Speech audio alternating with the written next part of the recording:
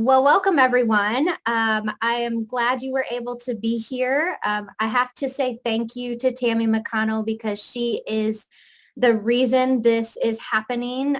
So we appreciate Tammy reaching out to us here at the CPE and letting us know, hey, I have a suggestion of something that would be really helpful right about now. And so we appreciate that. And we're so appreciative of all of our panelists today who are willing to in such a short amount of time, join us and share some knowledge on an area that you are actually working with right now, the FPMS, and also maybe to share some insights on classroom observations. Let me just give you a little bit of an idea of what our meeting is going to focus on today, and then I will introduce our panelists and let them introduce themselves briefly so you know a little bit about them, and then we'll shift into the actual content. So for our agenda today, we're going to hear first from the HR side of things regarding the process of the FPMS form. And then I believe Carissa has some do's and don'ts tips for you as well. And then we'll shift to the rest of our panel focused on the FPMS, and we're going to go through three different topics regarding the FPMS. So we'll have each of the panelists share a little bit about their experience, their tips, etc., in using the form. We'll also have them share a little bit about the planning stages that are a part of the form. And then the third topic, just looking at developing a PD plan. And then, and throughout that, we're going to leave the door open for you to ask questions. And then in our remaining time, we'll shift gears a little bit to classroom observations, and the panel will share a little bit about procedures and tips on doing classroom observations, the follow-ups, the things like that. So before we jump into all of that content, let me introduce you to our panel and just ask them to say a couple of things by way of introduction of themselves.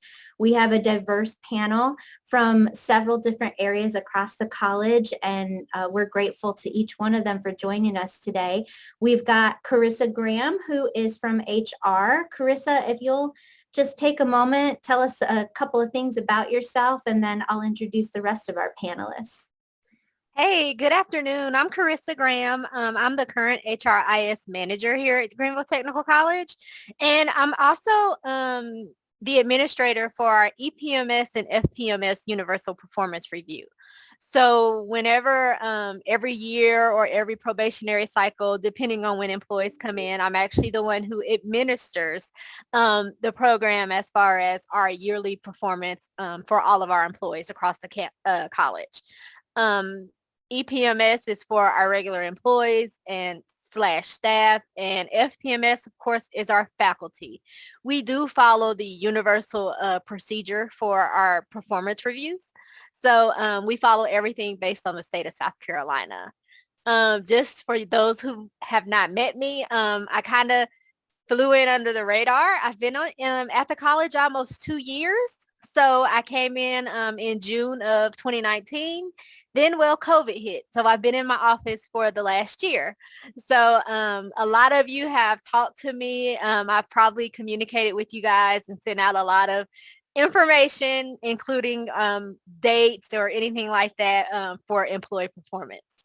So thank you for having me, and I look forward to working with you guys. Thank you, Carissa. We're glad you're here, and I know what you share in just a moment is going to be helpful to our guests here today. Next on our panel, as you'll see, is Tammy McConnell. And Tammy, I'm not going to steal any of your introduction. I'm going to let you introduce yourself. Okay. I'm Tammy McConnell, and I've been at Greenville Tech since 1998 in the nursing department as nursing faculty.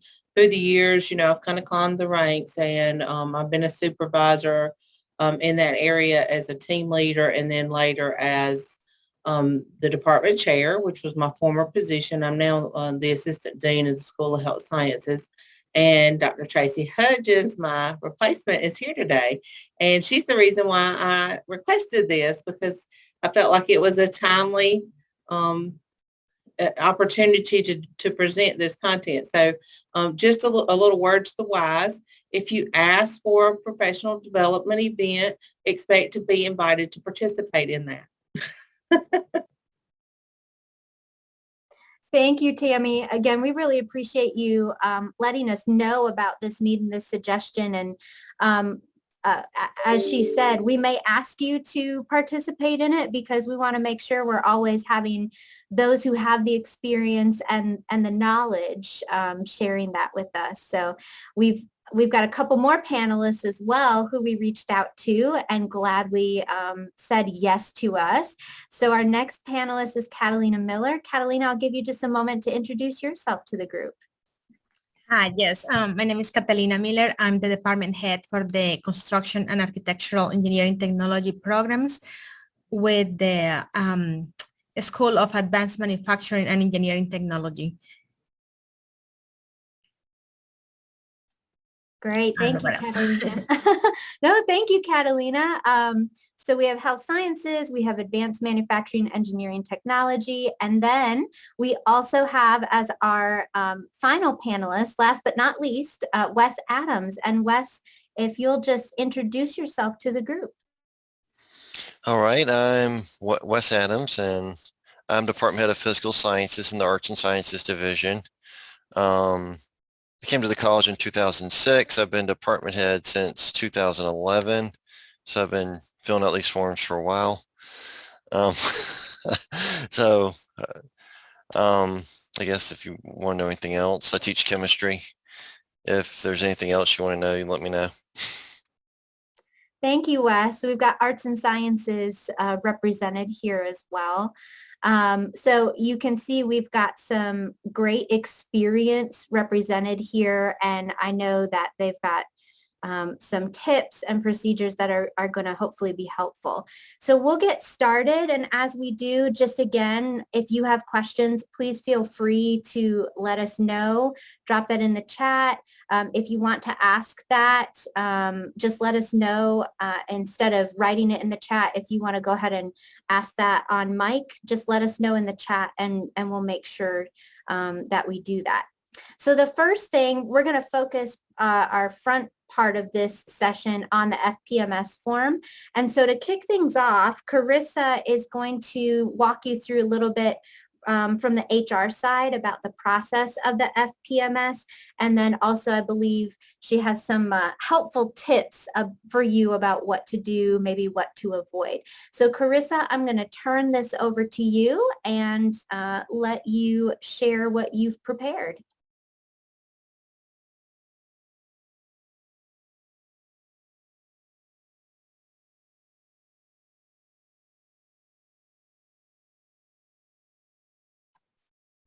Carissa, you may be on mute. Sorry, I was just talking.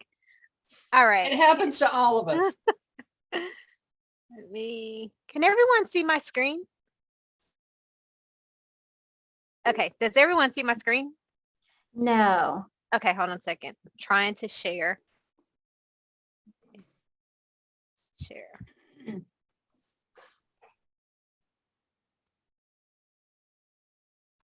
We can see it now.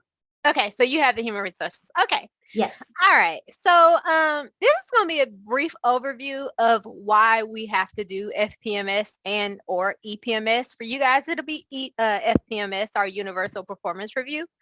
So this isn't actually a statute that's mandatory by HR. It is mandatory by the state of South Carolina. So the purpose of our performance management system is to increase our overall efficiency of the college, encourage employees' continued growth, identify potential for promotions, provide information for work-related decisions, assist management, and provide an accurate and objective method for evaluation, provide documentation for personnel actions, provide history of employees' performance, and identify training and development needs. So faculty members to be appraised. So all faculty members who occupy an FTE position shall have his performance evaluated in accordance with the FPMS program. For faculty who work during summer, summer performance shall be included in an overall evaluation as well. Now, we are headed into what we call our universal review cycle. So that means that any employee, any faculty employee that is not in their probationary trial or short year period will receive an FPMS universal review. Now, if an employee is in the probationary trial or short year period, they will not receive an FPMS universal review. So you may ask, what is the probationary trial or short year period? So probationary employees, that's going to be our new hires at the college. So any new hire at the college has to complete their probationary period. So for us, the probationary period is actually two full academic years, which is 78 weeks, and the summers do not count. Probationary dates for that review period is based on the date of hire. Most of you will know I send out probationary, short year, and trial year notifications when that review period is coming up, so that you guys will know, hey, this person is in their probationary review. It's time for them to be evaluated. Now, what a lot of our faculty will do is they will submit a universal review for a new hire. Unfortunately, that review cannot be used because you can't extend a review period. You can't shorten a probationary review period. They have to go through that 78 weeks as far as the faculty. Okay. So when we look at performance, we actually look at 3 levels of performance. Those 3 levels of performance is exceptional, which is exceed your performance expectations, successful, which is satisfactory, and unsuccessful. Now, one very important thing to remember when you're administering the performance review, if you issue an unsuccessful in any category, your job functions in any way, as far as on an employee, you will have to contact HR, because there is a whole substandard of performance that you have to go through before you're allowed to issue an unsuccessful as far as when it comes to performance. Okay. Probably if any of you guys look at the statute or look at what is printed out at the state or what we have on our website, you will see that any unsuccessful, you have to contact HR. There has to be some meetings involved, and there has to be some dialogue involved, because when it comes to unsuccessful ratings, the employee needs to be aware if they're not performing in their probationary period, given a time in order to change that behavior where they are successfully performing, and or have a PD to address what they are not actually doing as far as their performance. Does anyone have any questions? Nope. I don't see any. Okay. So as far as FPMS reminders, I did send out to the deans, and they should have gotten all this information out to our department heads and to our program directors if you have supervisory responsibilities. For this year, universal performance appraisals for unclassified employees are due by Friday, July 23rd. If you have faculty not teaching for the summer, those appraisals need to be submitted on or before Friday, May 28th. That's just to make sure that we do have everything in. Now, if you do not complete a appraisal for your faculty, if you have faculty that's in the universal review cycle, then and you don't submit it, those employees' evaluation for this cycle will be successful by default. So when you're successful by default, that means, we didn't receive a performance review for that employee. So instead of a successful rating, they get successful by default. So every year, if you do not, you can go, we try not to go years, but I think it's gotten better. But if you do not submit, say 2 years in a row, then that employee will basically be rated as successful by default. Okay. So some quick do's and don'ts for reviews. We always like to say, do complete all your reviews for faculty by the given deadline. Make sure you have your dates correct. And do make sure that the performance review has all signatures before submitting the finalized document to Human Resources.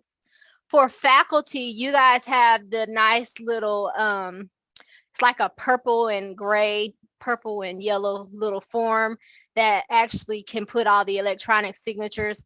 That's great. If you're printing them, just make sure you do have the rater, which is the supervisor, then the rater supervisor as well on your form, and the employee has acknowledged that they did receive that review.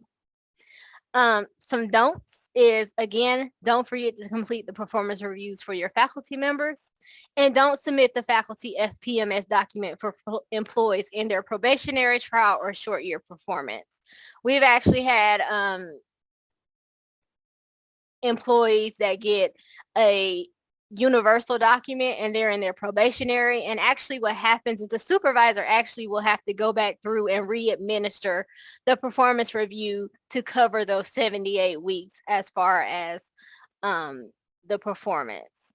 Now, one thing that we do like, I do like to tell supervisors, it's always great to have a great dialogue with you, with your employees, especially if you're supervising, and you can give mid-year updates. So if you are in the midst of, a probationary employee, you can give them feedback before those 78 weeks.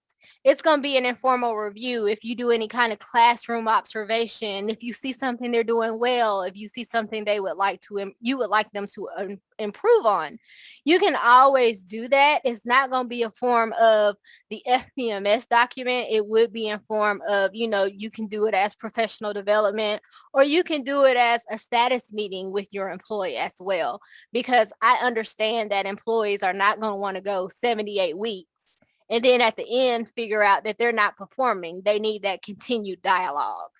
Okay. Are there any questions for me? Yes. Okay, go ahead. Yolanda raised her hand. She has a question. Go ahead, Okay. Yolanda. I just wanted to confirm, I have two faculty who don't work in the summer. So that means that I need to complete their FPMS by May 28th deadline. Is that right? That's correct. Okay. And then for that to be done, is that now, and I may be confused, is that now being done through Cornerstone? No, we have not started entering any of our FPMS documents or EPMS in Cornerstone. Cornerstone will begin training. I will begin training at the beginning of May, which is shortly next week, as far as entering in planning stage documents. So this year, we're basically getting all of our planning stage documents into Cornerstone. And then actually beginning next year is when you'll do your evaluations in Cornerstone.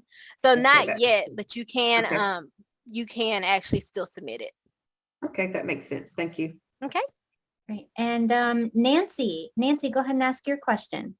I just had a quick question, similar about the summer teaching. If we have a faculty member who is teaching this summer, but not full-time, maybe they're only teaching one class or two classes, is that the July deadline or the May deadline?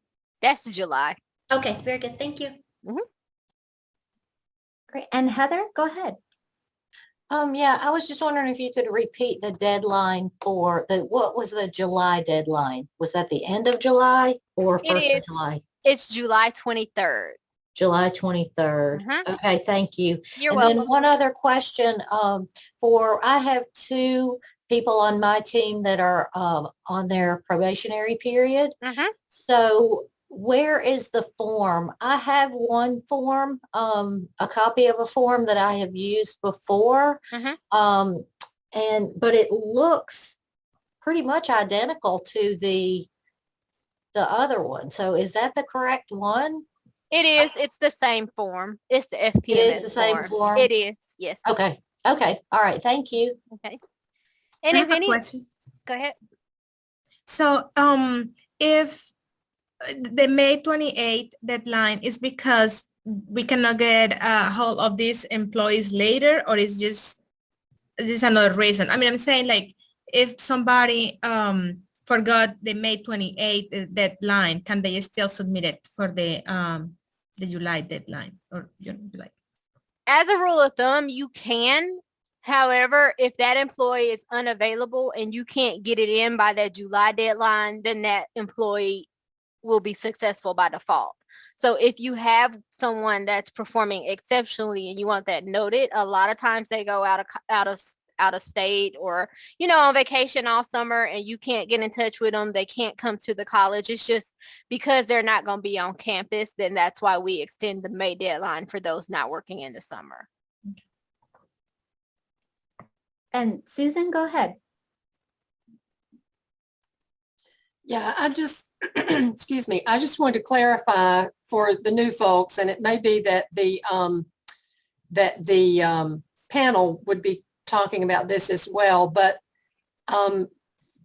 Carissa, I believe that when those deadlines, you're assuming that they have already met with their supervisor and reviewed this and have the supervisor's signature. So actually they should set their own deadline a little bit earlier than that so that all of that can happen before they send it to you. Is that correct? That's correct. That is actually just the dates that it's due in HR. But I mean, a lot of supervisors will set their own dates so that they can have, because we actually will have to have all the signatures on the forms just for compliance. And, if anything, FOIA, if anything comes back, then we make sure that we have we need all the signatures on the form, including the employee.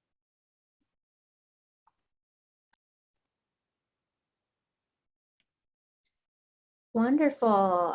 Before we shift gears a little bit, does anyone else have a question or a point of clarification that comes to mind at this point?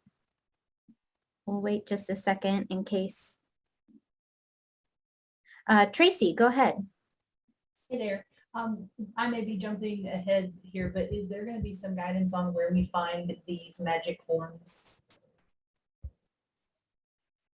They are, all of our forms are located under HR under PD for me. But if you need the forms, please let me know and I can send them to you as well.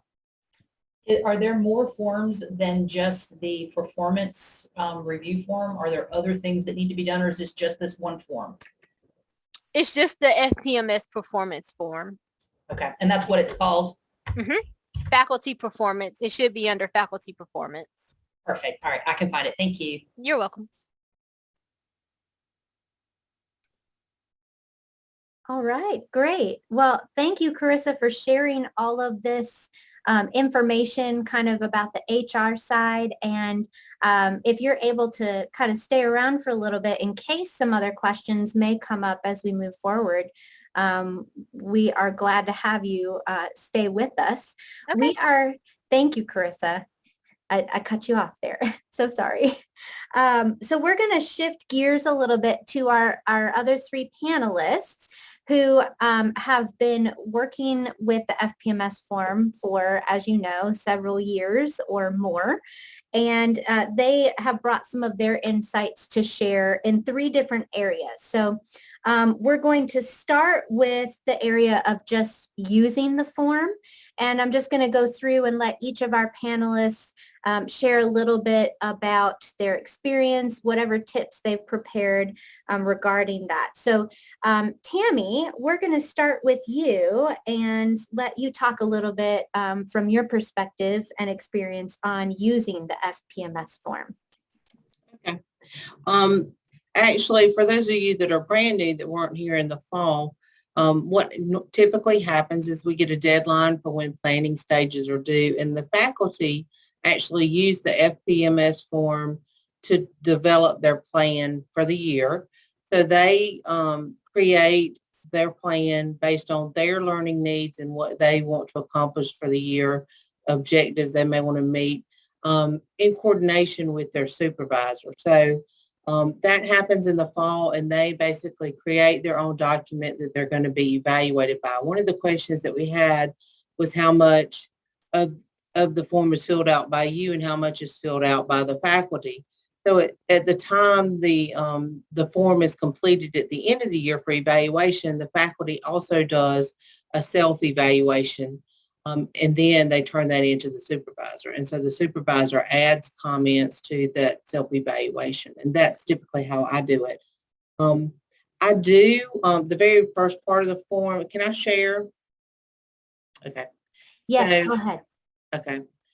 So let's see. So when I start working with the actual form, let me find it. I think I have it in here.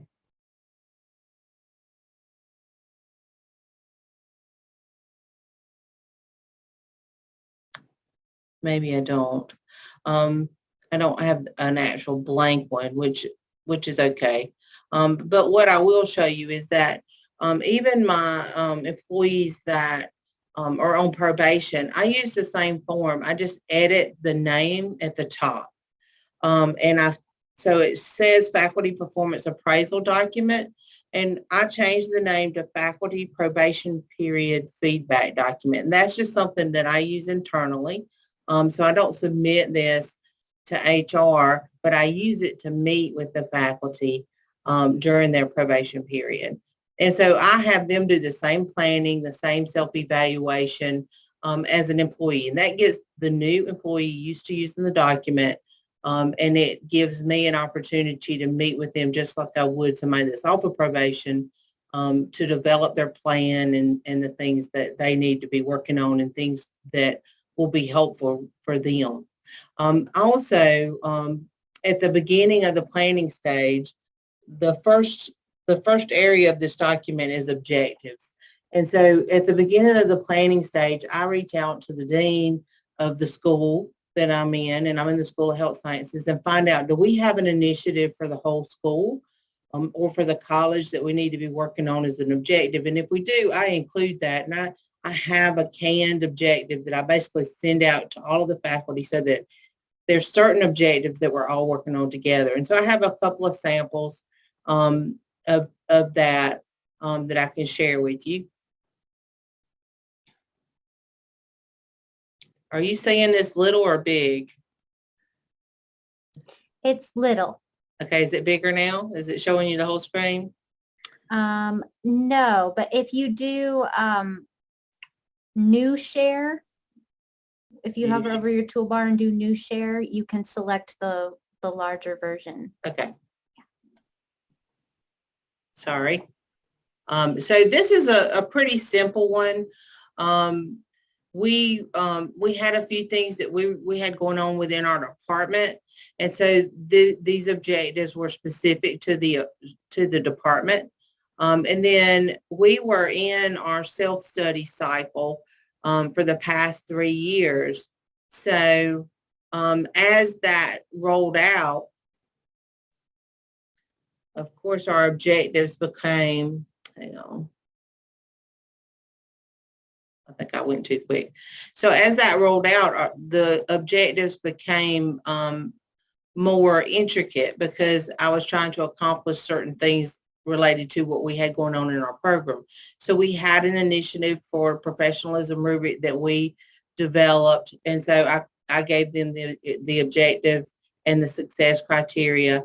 We were starting our self-study, so they had that as part of their objectives so that they knew that it was part of their responsibility to participate in our self-study activities. In addition, let's say the next year, which was the year of our self-study, it was even more complex because we had deadlines that we needed to meet. So my objectives that I sent out to the faculty at large were pretty specific because I had pretty specific things that they had to do related to our accrediting. And if you're not a part of a program that has accreditation standards, the health science programs all have accrediting bodies, and we usually have to meet certain standards. And so that's why ours was a little more complicated. And then we continued some things with that rubric. We also were rolling out our electronic health record activities, which was a good thing since COVID happened. And then we also had everybody complete the Blackboard course or teaching with Blackboard course, which was a college initiative. So a lot of times, depending on what's going on, the objectives might be very prescriptive and sometimes they're a little bit looser. The other thing that I typically do, especially if we have an initiative going on or we have some kind of special project like accreditation, I also may incorporate, so this is a different year, but I may also incorporate certain PD activities. So there were some PD activities that I wanted all of the nursing faculty to do together so that we're all talking about the same thing. For instance, the testing that RNs do at the completion of the program, or our graduates do to become RN, is called NCLEX. And so there's a new generation of NCLEX coming out where the test format's different. And so we structure our test in our program based on that. So there was some required learning related to that. I also may prescribe certain required learning for a supervisor. So if I have a new supervisor, I may have them do the lead series or the supervisor series. If somebody has a specialty, so, you know, I had some assignments for the specialty courses based on a product that we were using. So sometimes I may also give them very concrete instructions as far as what their PD activities are. This for the whole department. Now, of course, faculty are going to choose PD activities that they also want to do for their own growth and learning, and that's definitely an acceptable thing. But sometimes, depending on what we have going on, I may prescribe PD activities for the faculty as well. And I'm going to give you a quick look at, let's see.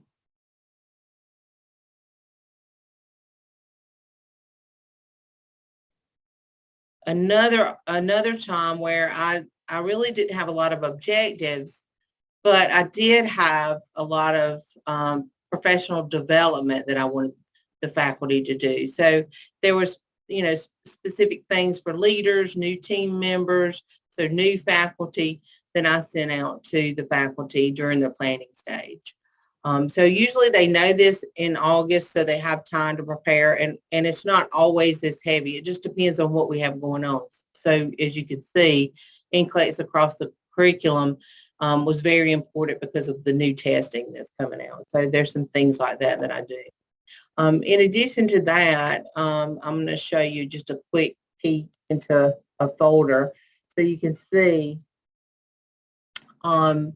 this is, you know, where I keep all the documents that I would need as a department head. But in my performance appraisal folder, I'll have my FPMS, but I also have my observations in there, my probation period. So this is where I would keep the people that are on probation. And again, I use the exact same form. It's the FPMS form. But I'm going to just open one because you can't really see what their rating is. But so you can see the top of it. Can you see that faculty probation period feedback document? Can you see that? So I just changed the title so that the person that I'm working with gets used to using the document itself. So I found that helpful. Again, I know they're not being evaluated on the FPMS and we're not submitting that, but it's just very helpful for the faculty to go ahead and get familiar with the document and start using it. So that's kind of how I handle those things. Now, as far as classroom observations, just what's specific to health science is that we teach in the didactic area, but also in hands-on lab, simulation, and clinical. And so I find it very helpful to kind of map out, you know, how often somebody needs to be evaluated. Because of course, if somebody's been there a long time, it doesn't have to be annual, but you'll have some people that need annual observations. And I try to map it out so that I can see that I have evaluated all of those domains prior to them being on probation. So I may have, you know, I may delegate part of it to a peer, but I want to try to make sure that that person's been evaluated in a lab setting, in a clinical setting, and in the didactic setting before their probation period's over. And one little pearl of wisdom I'll give you about probation, you have 2 years, and if things aren't going smoothly, of course you want to have a lot of feedback with the faculty. You want to meet with them, you know, recommend professional development or things that they may need, coaching, whatever they need. But if a person's not going to be a good fit for your department, you really want to have decided that before the probation period's over. It's much easier if somebody is really not a good fit that you've come to that determination and you know that you've documented and made sure that you have provided them with adequate coaching and support during that probation period. And if they still are failing to meet your standards, then you can go ahead and separate cleanly during that time versus trying to bring them on and get past the probation period and then trying to deal with all of that. It's just so much better for them if they know where they stand with you and you're working with them during the probation period and you have a lot of interaction and you're documenting everything. It should be a surprise to them that it's not a good fit. But if it's not going to be a good fit, you need to make that decision before the probation is over. Let me think. And Tammy Yolanda has a question. Okay. I just want to get some clarification. When you say probationary period, are you referring to a faculty member that's within that 78 weeks, like that 2-year time frame? Right. So I have had some faculty that were brought on board. Initially, we started seeing issues, started meeting with them, with their team leader, multiple meetings, coaching. We went to HR a couple of times to have some meetings, suggested things that they could do to improve performance, suggested professional development, and that goes on consistently for a 2-year period. If they're still not where they need to be at the end of that 2 years, sometimes it's better to say, this is just not a good fit, we're not going to continue, than to keep limping along. Because once they get past the probation period, it's much more complicated if it's not a good fit for you to not continue the relationship. Okay, that was going to be my next question. So let's say if you have someone that's past that probationary period, let's say they've been a faculty member up under your leadership for about, let's say, 8 years, and they are not meeting, let's say, those performance standards that are on the FPMS, do you still do this faculty probationary period form, or like how do you approach that? How I start is I use this form, and this is an HR in the supervisor link, I believe. I start here. So the first time I'm having a verbal conversation, so we're not to the write-up point. When I'm having a verbal conversation with a person who for some reason is not meeting our standards of behavior, I start with this form because it's structured based on the college's standards of behavior. So it gives you a really good footing. It has examples, it has ratings. And so, we identify what the problem is. It may not be in every category. It may just be 1 or 2. And then you would describe how you know that. You would describe in this document what you want to happen for them to progress and to come up to standards, and also say what's going to happen if they don't, and give them a deadline. So this is where I start, and I call this verbal. I don't call this writing, even though I put it in writing. So this would be where I start with a verbal discussion. And then if they fail to meet what we've agreed upon with each other, we agree upon this with each other, then the next thing I do is have a meeting with HR and discuss what we've already done. I discuss all the coaching that's happened, all the professional development opportunities, and anything else that's been done to support the employee and help them be successful. Then I meet with HR and say, okay, what should we do next? Usually we're going to a written warning. And then you're going to have to do everything in stages at that point. But it's always better if when you had your verbal conversations, and I learned the hard way because at first when I first started supervising, I thought a verbal conversation was adequate or an email was adequate to demonstrate that, yes, I told them they need to be at work on time, or yes, I told them they need to teach their class during the hours the class is supposed to be taught. But I found this form and I find it a good structure for having a conversation. I agree that this is good. I never knew anything about this this form. So I appreciate you sharing this. I'm not sure if I'm the only one that's participating here that never knew anything about this form. So it's good that I discovered it quite accidentally because I was just reaching for what else can I do to kind of get the point across to this person. This is a real problem and we need to have a plan, but there's also consequences if we can't get to where we need to be. And like I said, if they're in the probation period, you need to start earlier than later, have lots of conversations, have a lot of documentation of all the things that you're doing to support them being successful, because that's really our goal. Our goal is to get them where they need to be, support them in being successful, coach them in areas that they need coaching in, provide recommendations based on your expertise area and your experience as a supervisor, what you think will help them, because we want to salvage the employee Right. and have a good employee. And then if you have to move into disciplinary action, then the next thing you would do is the written substandard. What is it? I don't even know the exact name of it. I'd have to look at this document. Yeah. So, but I start here first, because sometimes you think that when you say things that the employee gets that you're saying you're not meeting our standards, but they might not. When you pull out this piece of paper and you show them what the standards are, and then you discuss why you think they're not meeting them, and you discuss what they need to do to fix it, then they can't deny that they don't understand that they're not meeting standards. So I think it's just the fairest thing for them to see that. Sometimes they're still in denial.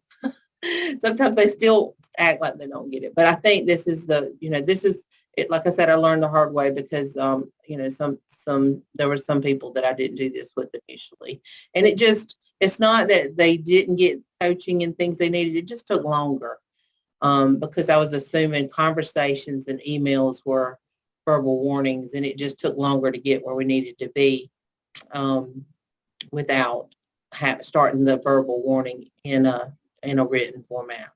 Right. So you said this is located up under resources for me? It's under resources for me, HR tab, and I believe it is in the supervisor section. You should have, if you're a supervisor, you should have I think it's supervisor information, and it's in there. Okay. And I hate to say it, I used it so much, I just saved it to my drive so I would have it. I agree with Tracy Hudgens and her message. It's so helpful for structure. Like, I'm like, where have I been? Like, why did I ever not know anything about this thing? So anyways, thank you. Thank you for that information. You answered my question. Okay. And Carissa I think Carissa has something to add there. Hey, yes.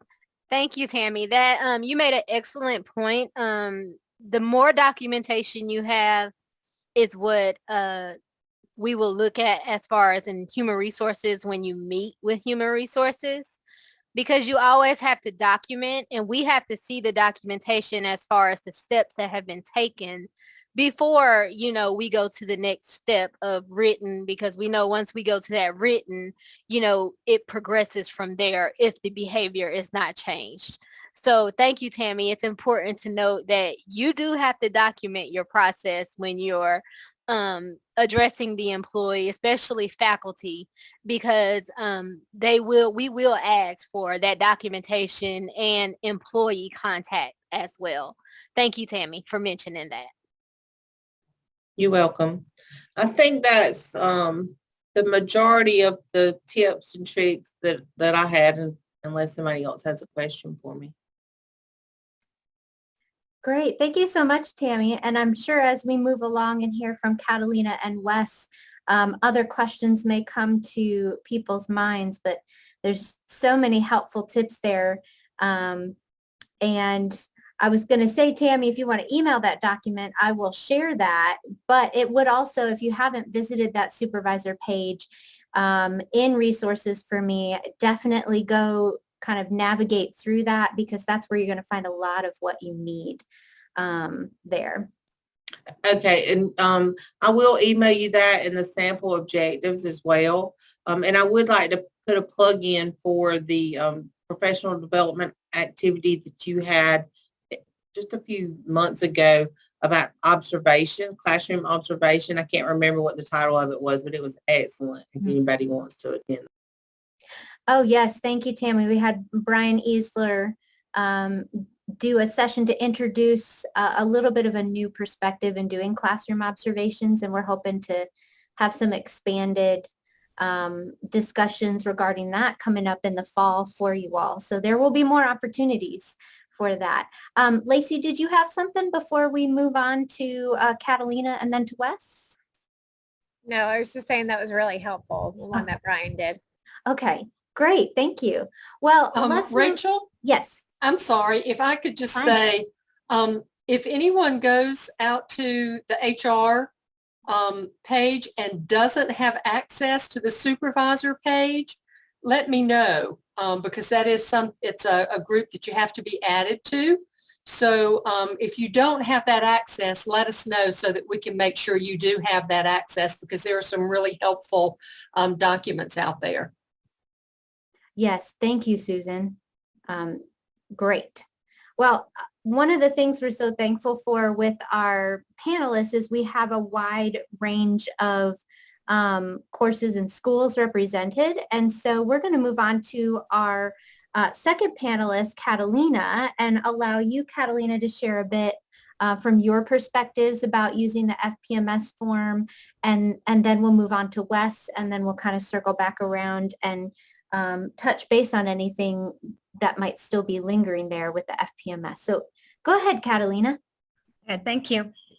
Okay, so the first thing I want to say is that you may be a new supervisor for a department that is not used to use this powerful tool, that the way how they have been doing it is kind of meaningful, and they normally, like at least what happened to me, is like every faculty was allowed to enter the objectives on their FPMS. And again, one of the comments that I got was like, well, this is really doesn't mean anything, because you really cannot give somebody an unsuccessful evaluation. So when I look at that, it was kind of okay. So now I have to change the culture inside of the department with respect to the FPMS. I think it's very, very powerful tool to use. So what I do is, so every year I look at the objectives that each of the teams I want them to focus on for that year.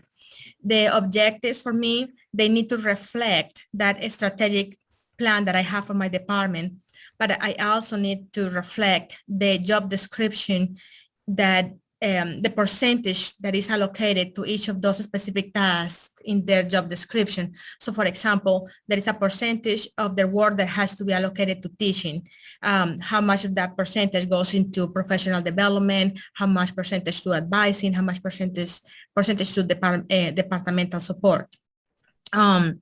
So once we know how much work is spent in each of those activities, then we can allocate realistic objectives, because I don't want them to focus so much on, let's say, I don't want to give them an objective that is going to spend so much time of their advising time and cut in their teaching objectives. So, so for example, so one year we have our strategic plan was to focus on updating our program and increase enrollment. So I look at that activities that I need. I look at the activities that I needed the faculty to do to help me to achieve that goal. So I knew that in order to increase the enrollment, I needed to increase the number of outreach events that we attend. So one of the objectives for my faculty was to participate in a specific number of events. These objectives were very specific and were able to measure. I was able to say, okay, you need to go to 5 events per year. So it was very clear. Now, so when we sit down and look at the objectives, we do it we do it together, but I already have what I want. we kind of discuss is like, there is some room for communication and to discuss the objectives with the faculty, but I pretty much let them know this is what we really need to focus on. So for the like for the professional development, I look at see if the school has any initiatives as well, or if there's any training specific that I want them to master to support my strategic plan. Some of those, like Tammy mentioned, the teaching with Blackboard or the advisory training. So any of those training that the school already provides will help my strategic plan, but also will meet the college initiative. So, okay, let's see. Okay, so there is in the second part of the form, there is the job functions evaluation. So in the objectives, the idea is not to evaluate those job functions. So like, for example, for our teaching performance, you are already evaluating that. Let me see. So yeah, I don't have the form with me. I'm trying to see. So, but yeah, for the teaching performance, that is one of the criteria is to evaluate the use of a variety of teaching methods in the classroom. So, however, based on the classroom observations, we notice that the instructors needs to improve in that specific area. So maybe one of the objectives can be to receive a specific training or something that is going to help to improve, but it's not something that is already in their job functions. I don't know if that makes any sense.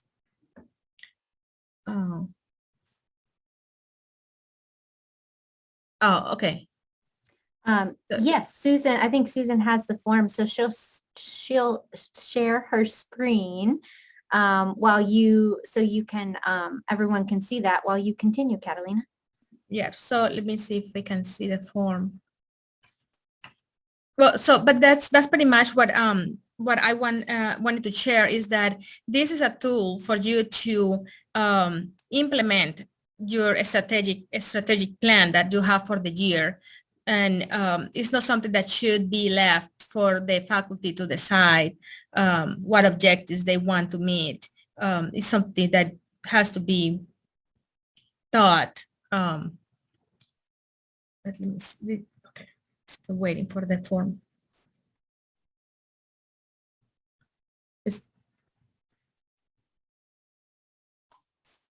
Yolanda, you have a question? I'm sorry, I was not able to get to my microphone while I was sharing my screen. I had to stop sharing for a moment, so I'm sorry. If you go into GTC for me, and you go to, okay, let me share now.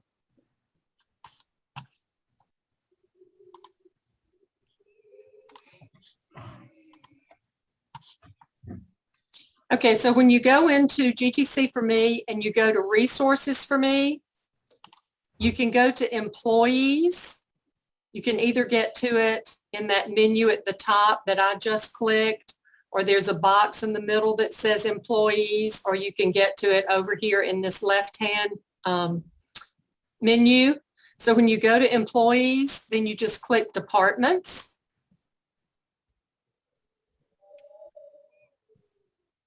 And then go to the human resources department.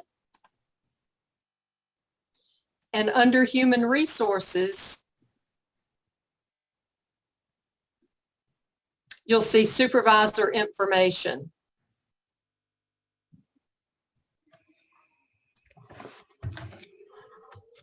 And so once you get there, I'm sorry, it's being extremely slow for some reason.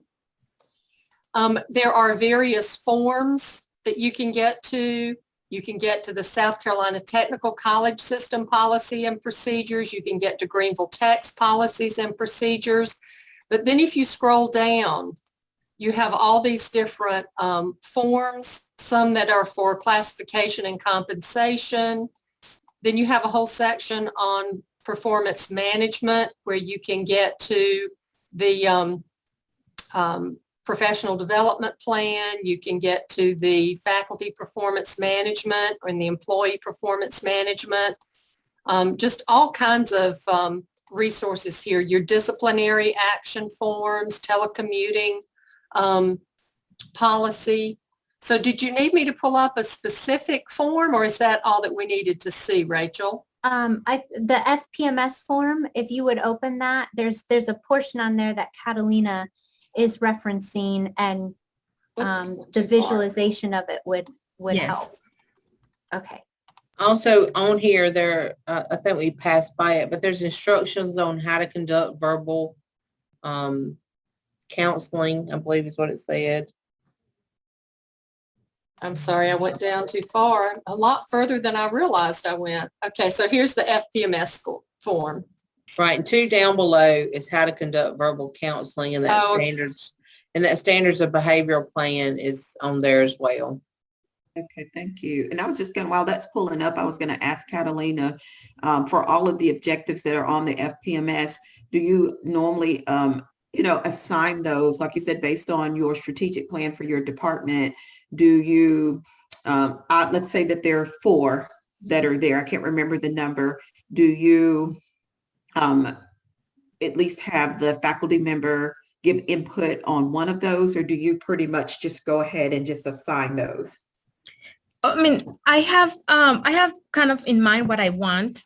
So Okay. I first ask for their input, but I let them know what our plan is for the year. And Okay. if I notice that the objective is like kind of doesn't have a lot of meaning, or it's like I will have to intervene and change it, and I will talk to them. But I do let them do it the first time, just because I don't want to change the culture completely of how it was before. So it was kind of a slow change, and like, okay, so you go ahead and give me your ideas, but try to keep in mind these points. And then, but I have several times I had to go back and say, okay, no, we need to do something more meaningful for this objective. Right, that makes sense. And then you mentioned about the observation that you sometimes will use your classroom observation as a means to kind of figure out where to go with the objectives. And I guess my question to that is, how often do you do your classroom observations? Because I know it's kind of changed a little bit because of COVID, and a lot of people have been teaching online. So how have you approached that, and how often do you do that classroom observation? But we follow the school standard. I don't have it with me right now. There is it's like a specific, I don't know if somebody can help me. That is like if they are the first year, the first semester they teach. I don't have it with me. It's like sometimes it's the department head has to do it and has to be announced, and I don't have it. Okay, thank you. Where can we find that that rule? I sent it to Rachel, but I'll read it off to you real quick. Let's see. I think it's on the supervisor's page though. Yeah. Okay. I can. But during the 2-year probation period, the first semester they have 1 announced and 1 unannounced visit by the department head, and 1 announced by the academic dean or assistant dean. The second semester through the 4th semester, they have 1 announced or 1 unannounced visit by the department head. And so that's why I said during that time, they have enough required visits that I try to do didactic, lab, and clinical for the School of Health Science folks, just because they're teaching in all of those areas, and they're all just as important as each other. And then during the 3rd through the 5th year of employment, they have 1 announced and or 1 unannounced visit by the department head, academic dean, assistant dean, or peer appointed by the department head. And then there's similar rules related to adjunct. And then after somebody's been here longer than 5 years, they don't have to have an annual one. You can do every other year. And the department I was over had 35 to 40 full-time faculty. So it was it was a little overwhelming at first to make sure everything was happening appropriately, even though I had other APDs that helped supervise those folks. I had to grid it out, especially with the new people, to make sure that we were seeing one in every one of those teaching domains. And then also to make sure that everybody that needed an annual one was getting done. So I kind of made a little table, and that helped me because of the number of faculty we have. Okay. Susan, can you scroll down the objectives section of the form?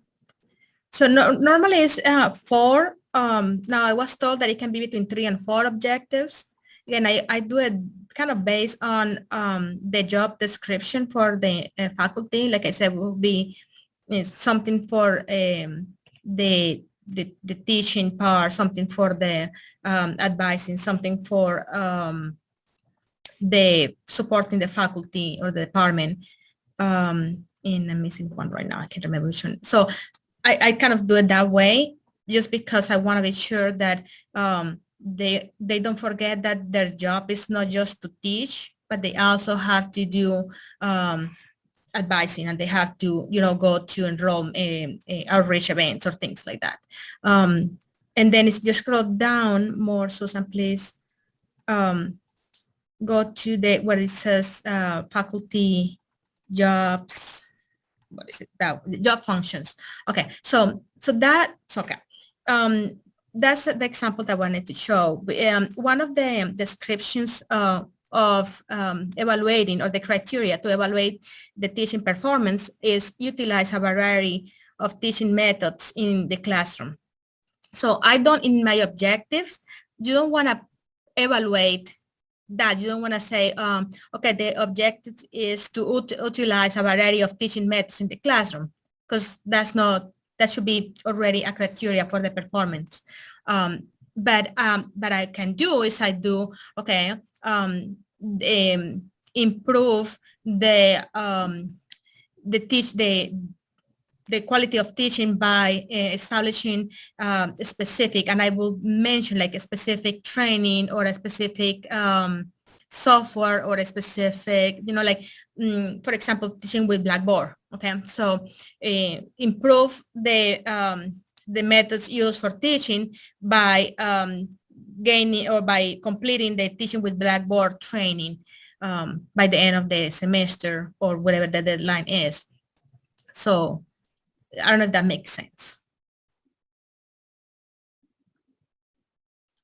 Yes, that absolutely makes sense. Okay, and I think that's really all I have for my tips.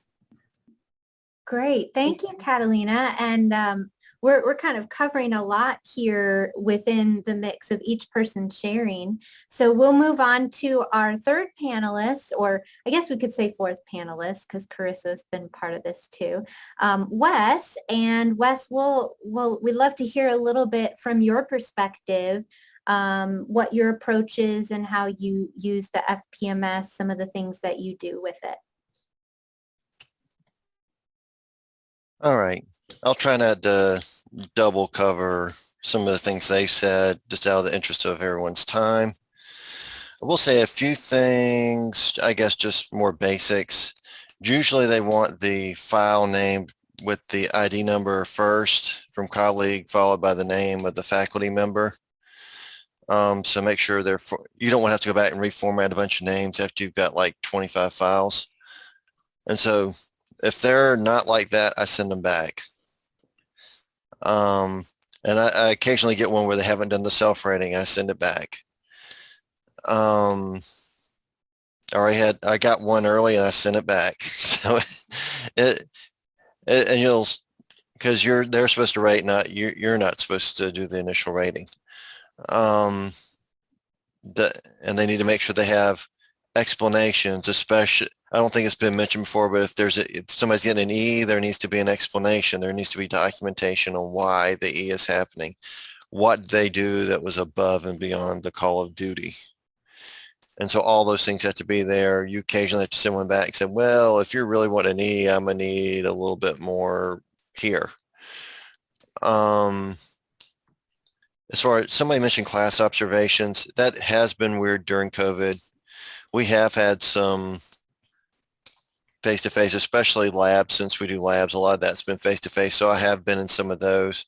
Although some people teach virtual sessions for their class, and I joined their Zoom session and observed the class that way because our choices were limited.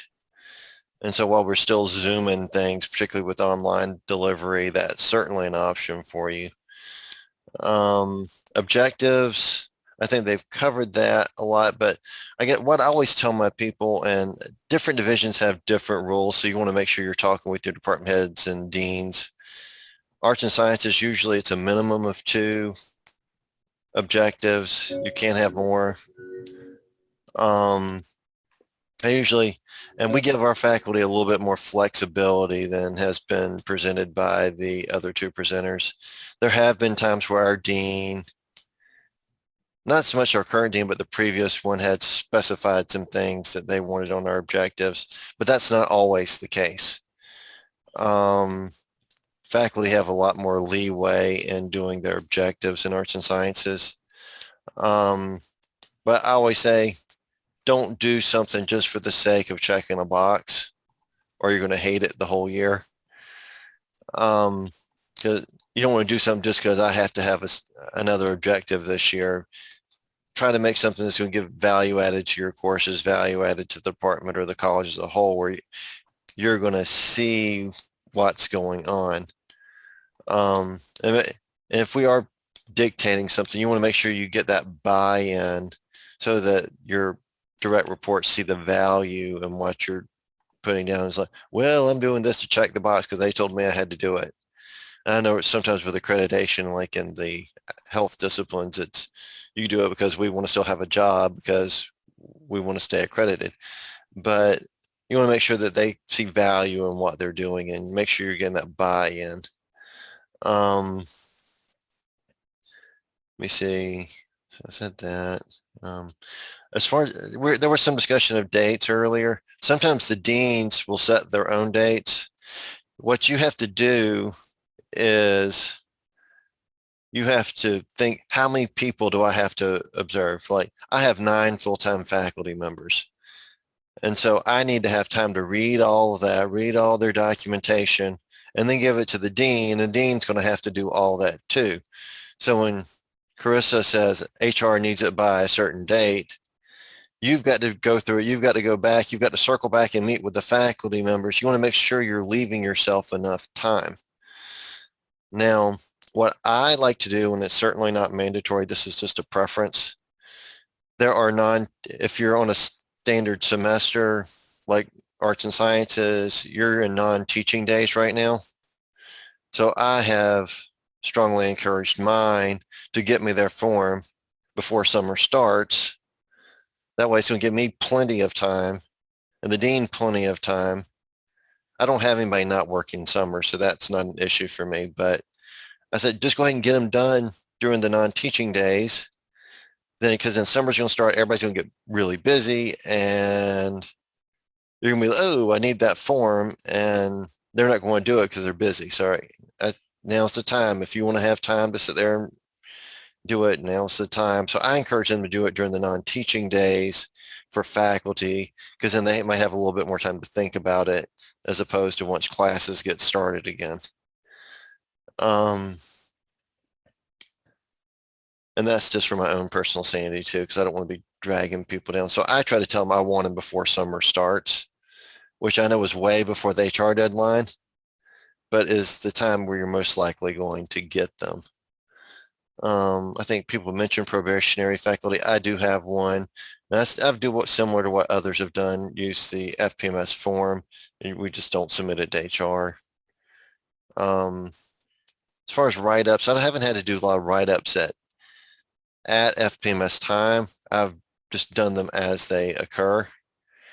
But if they haven't done their objectives, I mean, that's probably the time to write them up, you know, and you can certainly do that. And I've done oral warnings, and a lot of that's been covered, so I won't say that again.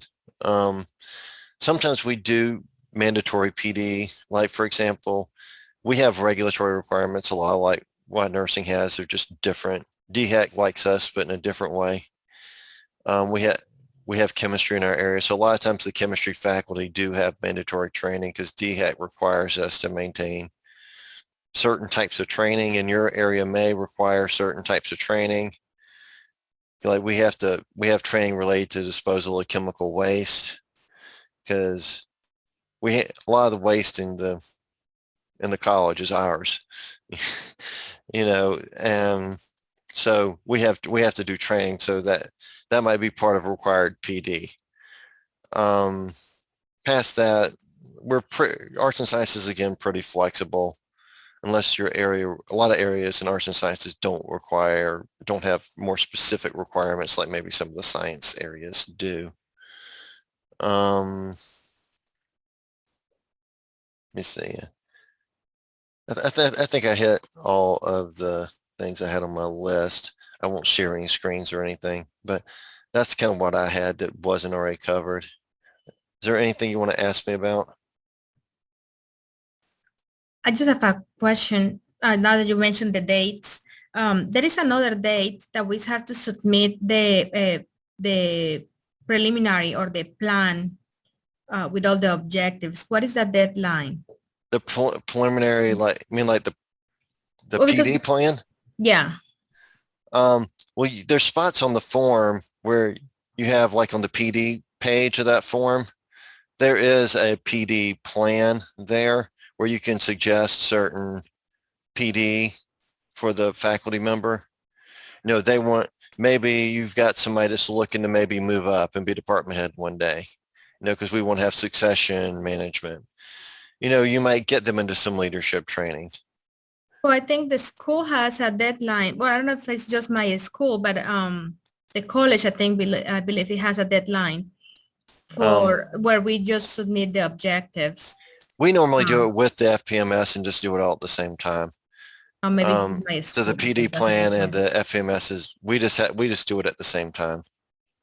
I normally just wait for the dean to tell us, okay, we need to submit the plan for the FPMS, but I didn't know if there was a deadline for the school.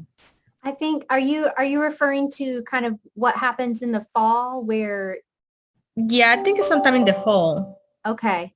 If I don't know if there's, I've only experienced FPMS from a faculty side. So I remember that in the fall we were developing our objectives, and that was kind of the initial start of the FPMS, and then we'd come back and turn in the complete one. I don't know if anyone does know, or if Carissa, if there's a specific date required for that initial kind of planning and objectives. If anybody. So for probationary, normally the probationary planning objective after a new hire starts is within the first 6 weeks of their employment, because you're going to want to sit and go through their job description and develop their objectives and goals when they first start with the college.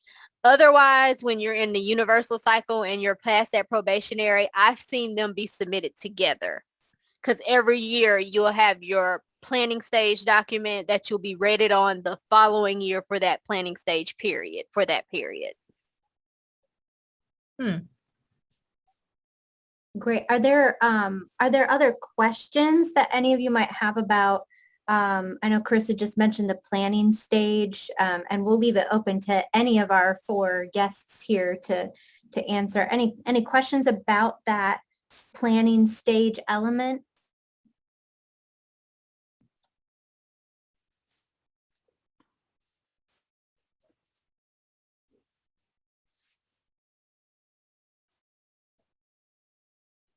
Okay, well, if you have a question, feel free to let us know. I think we're winding down here, and one thing I wanted to ask each of the panelists to share just briefly is any recommendations you have when it comes to meeting with your faculty to go over the FPMS. I know you've talked a lot about the objectives and this, that.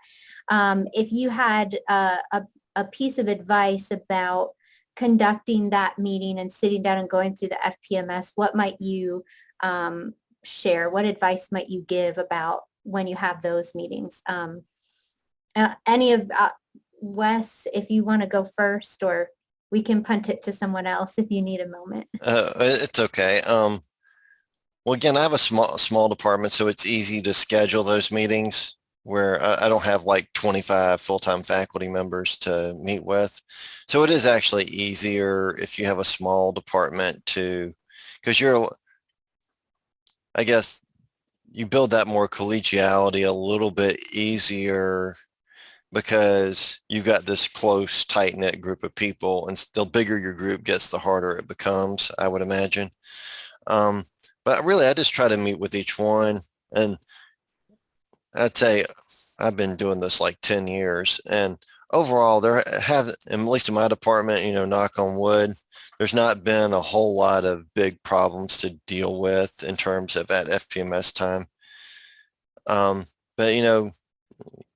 get them to maybe start thinking forward. Where do you see yourself? When planning period comes around in the fall, what are your goals? What are your plans?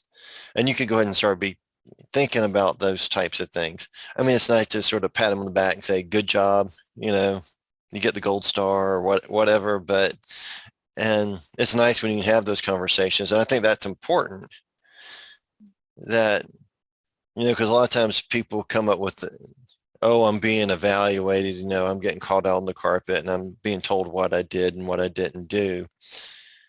And not do so in a mechanical way, like some management people say, give it to them in a sandwich, say something good, then say something bad, then say something good. And that, to me, that seems mechanical and rehearsed, and people see through that, I think. But it's important to say, look, you've been doing a really great job over here in your teaching performance. I've sat in your class and you've done a great job. But hey, over here, in your advising area, it hasn't been quite up to snuff. We're going to need to step that game up. I mean, but I guess the big thing is make sure you mention what they did well, because it's oftentimes, you're focused on this person didn't do what they're supposed to in this particular area, where if all you do is bring them in and tell them what they did wrong, you're not going to have a good relationship with your employee. And so it's important, and it doesn't have to be a whole PowerPoint presentation or anything, but it's make sure you tell them what they did right. Make sure you tell them what their strengths are. I can count on you for this because I know you're the best person in the department for this. Like, he's retired now, but if the downside, he was OCD, but the positive side, if you wanted somebody to ever proofread anything for you, he would fix it. I mean, so you learn to use people's strengths. Hey, I've got this coming up, or there's this committee and you would be really great to be on that committee, or we got this group doing assessment and that seems to be your skill set, because some people are better at it than others. And so you have to sort of feel out how is this person going to fit in your department? What are their strengths? What are their weaknesses? You might not want to put them in certain situations.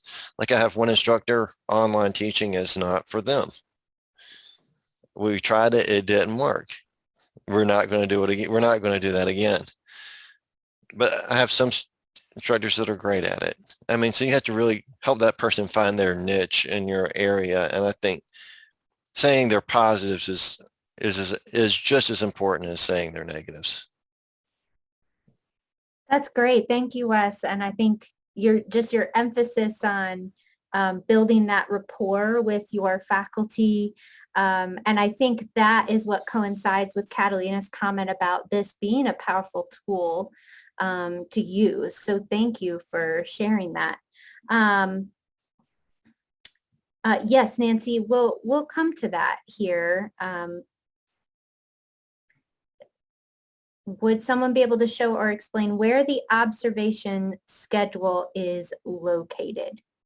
And I think, is that what you sent? I sent it to you, but Okay. It's also under the supervisor's page, I believe. Okay. That's where it's located. And it's in the faculty manual as well, but that there is just one page that says classroom observation guidelines or something like that. But I sent it to you. Yes, and anything that Tammy sent to me, I will share with all of you after the session. I want to, before we close out, I wanted to ask Tammy and then Catalina as well, just like Wes shared, one piece of advice that you have for faculty or for supervisors when they're meeting with their faculty to go through these FPMS or even to plan FPMS. I'll go next. I like to send it to them ahead of time. So after they send me their self-evaluation and then I write my comments, I like to send that to them ahead of time when I'm making the appointment to meet with them. That way they have time to really read it and digest what it says, and that way it's a more meaningful conversation versus they show up to meet with you and they're getting to read your comments right then. Some people need more, some people are okay with that, but some people need to process and they need to, think about it and stew over it and decide, do I want to add something to this or take away from it? The other thing is, even though it's hard, be honest. Sometimes we need to, realize that we have to be honest. Otherwise, it's a fruitless effort. So if we're not being honest, but also being constructive with our honesty, you're just checking off boxes. So it's not going to help the employee. It's not going to help the institution. It's not going to help your department if you can't be honest, because the whole goal of this is to build a better employee and help them be more confident in what they want to do. And like Wes says, I always try to start with a positive and end with the positive. If there's some negatives, I put that in the middle usually, so that I can still end on a positive note. But also I'll have a plan for how to address the negative, but I like to let the employee develop a plan without seeing my plan. Because sometimes they'll come up with a better idea than you had. But if you go ahead and give them your plan, then what do they need to think about it for? But sometimes when they have the opportunity to reflect on your true, honest evaluation, and then you give them an opportunity to add a plan to how to correct it, it's easier for them to come up with their own plans that, like I said, may be more meaningful if they don't see yours. And of course, if they come up with a plan and you want to add some of your plan to it, then go ahead and do that. But let them come up with their own corrective action plans if you can before you add to it, because I think it's a lot more meaningful activity if you do that. Oh, great. Thank you, Tammy. And Catalina, any piece of advice you'd give to our supervisors for when they're meeting with their faculty? Okay, so yeah, but the first thing I think we do different is we do the planning at a different time than when we do the evaluation. So to me, that planning stage is the critical part, because if I have something that is very meaningful for them as well, so they understand the reason, they like either it's because it's a college initiative and they have to do it, or because it really is going to help us advance in our plan. So if they see value on those objectives and they are very clear, like I said, like do these numbers of events or this training to improve in these areas, then when the day of evaluation comes, it's very simple, because it is either you did the training, you did the events, or you didn't. So like we kind of look into that, but I have never I really never had an issue where they didn't do it, because it was pretty straightforward. And I think it's communication and be sure that they know why they are agreeing to do that. Wonderful. Thank you all so much. Before I wrap us up, because we're almost at 2:30, does anyone have anything that's kind of lingering in the moment right now that you need clarification on, or that you still have a question about that any of our panelists could answer for you?